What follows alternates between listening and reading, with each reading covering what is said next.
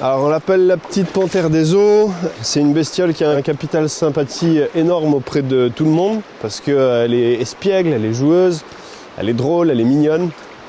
Et pourtant, elle a failli disparaître. Et c'est une espèce qui se porte de mieux en mieux. Elle revient un peu partout en France.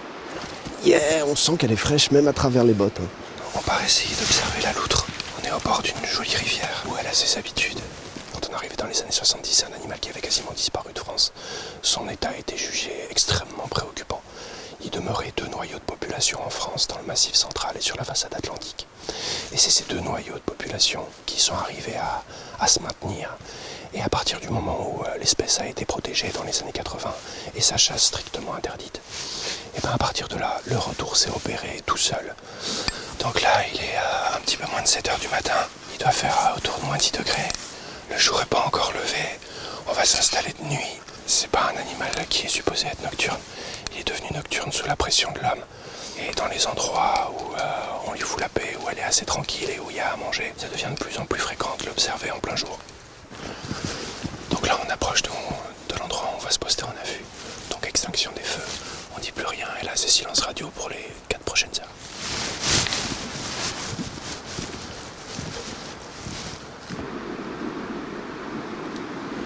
Maintenant, le jour s'est bien levé. C'est le moment où il faut bien scruter la surface de l'eau, bien guetter le moindre mouvement.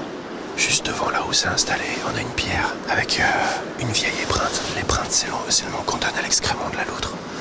On sait qu'on est sur cette piste, qu'elle est passée juste à côté d'ici. C'est un animal qui est très connu pour pas faire de bruit. Donc des fois, elle peut être à 10 mètres de toi, et tu te rends compte au dernier moment.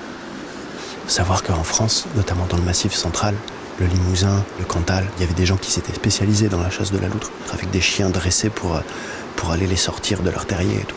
La fourrure de loutre étant très très chaude, une peau de loutre, ça coûtait extrêmement cher, ça rapportait beaucoup d'argent aux piégeurs et aux chasseurs. Dans les années 70, on estimait qu'elle était proche de l'extinction. C'était quasiment plié, quoi. Il n'y avait pas beaucoup d'espoir pour la loutre d'Europe en France. Et la tendance s'est inversée à partir du moment où l'espèce a été protégée et on a commencé à faire gaffe au milieu aquatique. On a fait en sorte de diminuer la pollution au PCB, aux métaux lourds, de prendre les cours d'eau pour des décharges et de vouloir à tout prix réaménager les lits des rivières et les cours d'eau pour nos besoins à nous, quoi. À partir du moment où on a lissé les rivières sauvages, la loutre s'en est que mieux portée, parce qu'il y a eu plus de proies et parce qu'on lui a laissé plus de place, tout simplement. C'est un exemple parfait d'un retour spontané, en fait, sans intervention humaine. C'est la 2e année que je fais un suivi ici. Sur un piège photo, j'avais eu la mère avec ses 3 loutrons. Et cette année, j'observe 3 individus différents.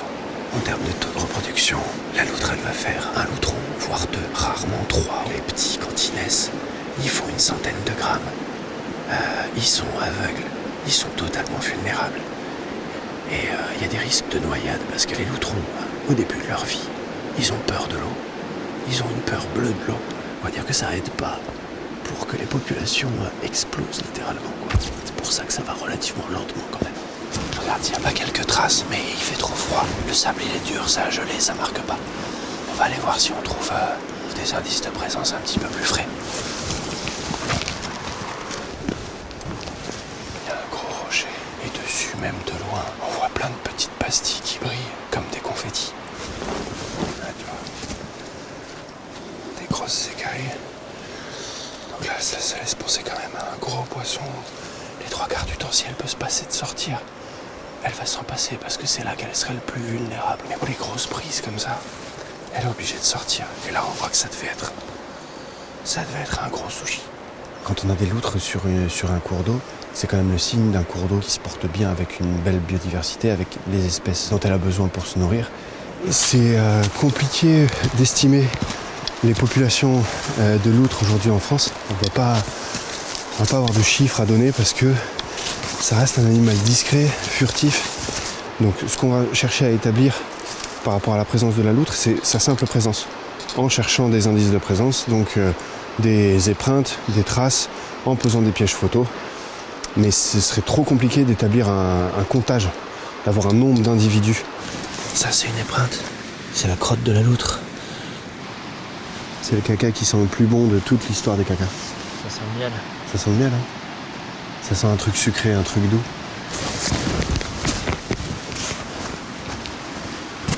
Tac, tac.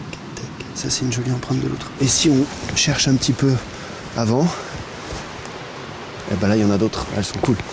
Ici, là, il y en a une belle aussi. Donc là, ce qu'on peut imaginer, c'est la loutre qui sort ici, qui grimpe par le sable, qui monte ici et qui va marquer là où on a trouvé l'épreinte. On a longtemps cru que la loutre, en fait, elle était assez gauche sur la terre ferme, parce qu'elle a les pattes un peu en canard et tout. On pensait qu'elle n'était pas très à droite. Mais en fait, on s'est rendu compte qu'elle était capable de faire plein de trucs hors de l'eau, notamment grimper sur des arbres raméfiés, courir à des vitesses quand même assez impressionnantes, taper des sprints, sauter. Et il y a un vieux proverbe anglais qui dit « La seule chose que la loutre ne sache pas faire, c'est voler ». Le fait qu'elle se porte mieux, pour l'instant, ça n'a pas changé son statut. Ça reste une espèce à laquelle il faut faire attention, parce que ça se porte bien, elle est en train de recoloniser ses anciens territoires, mais il faut que ça continue en fait. Elle est protégée, interdiction de chasse, interdiction de déplacer, il y a zéro possibilité d'intervention sur la loutre, quoi. Si tu es témoin de quelqu'un qui s'en prend à une loutre, c'est une prune monumentale et une peine de prison, quoi. Et il y a déjà eu des projets qui ont été arrêtés parce que la présence de la loutre d'Europe avait été établie. C'est censé être non négociable. Donc là, on est allé vérifier qu'il y avait des indices de présence, donc elles étaient toujours dans le secteur. Donc c'est confirmé. Donc maintenant, on va se faire une deuxième phase d'affût. On repart pour quelques heures jusqu'à ce que le froid nous ait attrapés.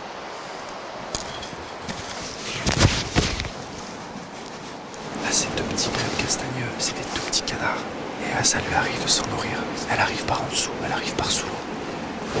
Et elle les attrape comme ça.